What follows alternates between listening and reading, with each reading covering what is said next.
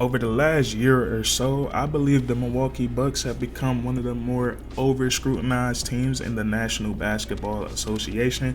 We look at the Milwaukee Bucks last offseason, the 2023 offseason. They go out and participate in a three-team blockbuster trade that essentially sends Jrue Holiday to the Portland Trailblazers, and it brings Damian Lillard to the Milwaukee Bucks. And in my personal opinion, this was a great trade, and the entire basketball world was excited about this trade because we get to see Damian Lillard and Giannis Antetokounmpo on the same team, which is, to this day, is like these two guys being on the same team.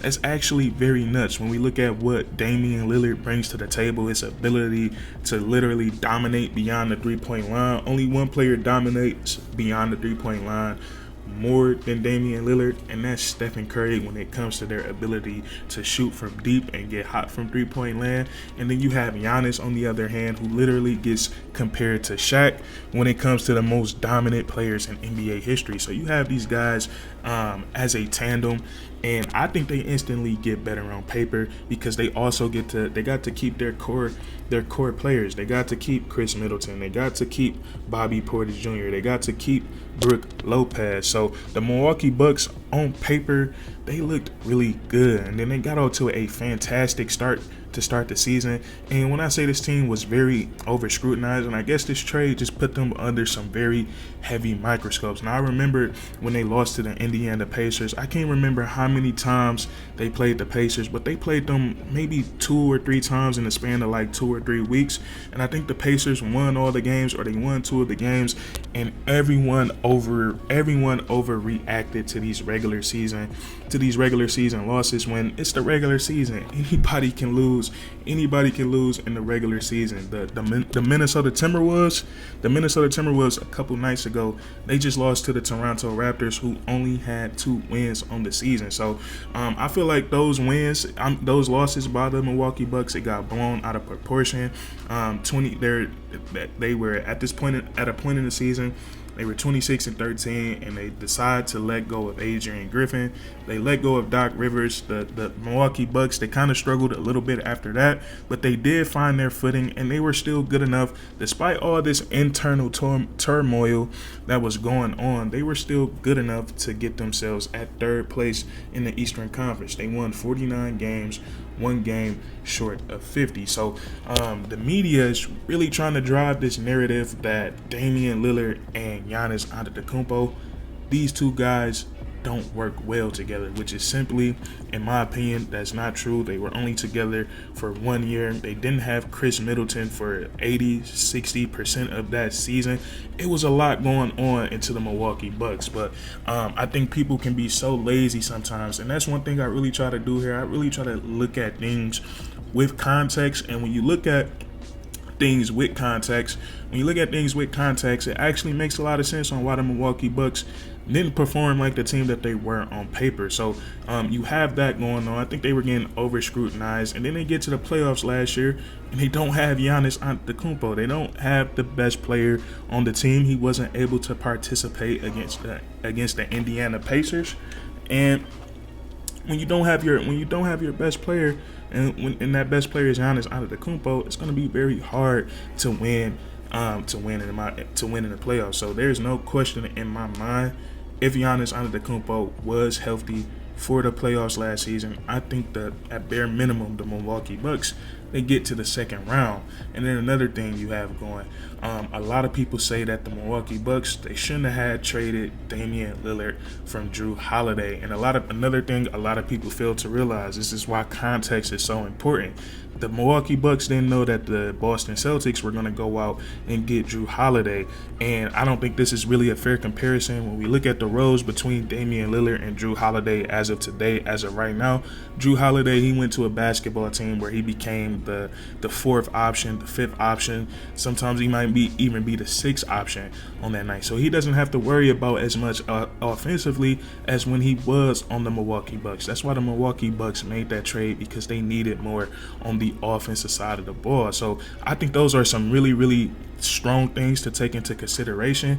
And the Milwaukee Bucks, now they did get off to a slow start this season. Now, there's no excuse. Now, I don't have no excuses for why they got off to such a slow start to start this season, but I know it wasn't because of Giannis Antetokounmpo and Damian Lillard, because those guys they're producing crazy numbers each and every night. They wasn't getting enough outside of Giannis Antetokounmpo and Damian Lillard, and as of late, we are seeing the Milwaukee Bucks. They're starting to figure this thing out as they're starting to perform at a much higher level. And starting the season off 2-8, even dropping 6 consecutive games, the Milwaukee Bucks, they're finally starting to look like the team that they are on paper. They won 7 out of their last 10, and they're currently on a 4-game winning streak. This performance has sprung them right back up into playoff contention as they're sitting at 5th place in the Eastern Conference. So the Milwaukee Bucks, they are starting to heat up. And I said earlier, the Milwaukee Bucks, this slow start to the season, I didn't really know what to pin it on. It seems like Doc Rivers, he didn't really know what to pin it on either. So he thought maybe some guys in the starting lineup, maybe they just need a change of scenery. And one of those guys was Gary Trent Jr., who got off to a very, very slow start to this season. He was shooting very poorly from the field, and since he's been moved to the second unit, this exactly his efficiency has shot way up. So that's exactly what he probably needed, a second unit to run against the opposing team's second best player. And it's been big time for Gary Trent Jr. Since he's been moved to the second unit, he's shooting 46% from the field and 52% from the three-point line. And he just recently had his best game of the season against the Indiana Pacers, knocking down 6 out of his 10 three-pointers. So with the Milwaukee Bucks not having Chris Middleton available, it's going to be very important for guys like Gary Trent Jr. to knock down their three-point shots. And he's also been stepping it up on the defensive side of the ball as well. Gary Trent Jr., when he's in one-on-one situations and he's the defender, opponents are just shooting 41% from the field on Gary Trent Jr. So this is big time for the Milwaukee Bucks. It has helped them win some games. And then also AJ Green has been big time off the bench for the Milwaukee Bucks as well. And Doc Rivers even tried starting him for a few games, but ultimately moved him back to the second unit. And when him and Gary Trent Jr. are on the court together, and Giannis is out there, or Dame is out there, or all four of these guys are out there, it's some beautiful spacing for Giannis and Damian Lillard. And we see the Milwaukee Bucks, they score the ball effortlessly. So I think these two minor tweaks right here for Doc Rivers and the Milwaukee Bucks, it's been big time and it's been very beneficial. And then another thing that the Milwaukee Bucks has just been doing to win games is that their best players is just being their best players. Giannis Antetokounmpo, he's definitely looking like he's hunting for another MVP. He's averaging 32 points. He's averaging 32 points per game. He's averaging 12 rebounds per game. I know he's averaging at least 5+ assists per game, and he's shooting damn near, I think he is shooting 60%. We all know Giannis Antetokounmpo is ultimately efficient from the field. So Giannis Antetokounmpo, he's been wielding the Milwaukee Bucks to some wins. I had to watch him drop damn near 60 on my Pistons when they got that win in overtime. That was so hard to watch. I damn near wanted to get out there and try to help and get a stop on Giannis. But nonetheless, he's been playing great. He's been dropping triple doubles. He's been doing everything he can to get his team back into playoff contention until they start to get more acclimated, until his role players start to play a little bit better. Same thing with Damian Lillard. Damian Lillard is playing better this season. He looks like he's more locked in. We know Damian Lillard, he talked about how tough last season was for him, being away from his family. I believe he was going away from a divorce. He didn't have his kids with him, and that was like the first time that's ever happened to him in his basketball career.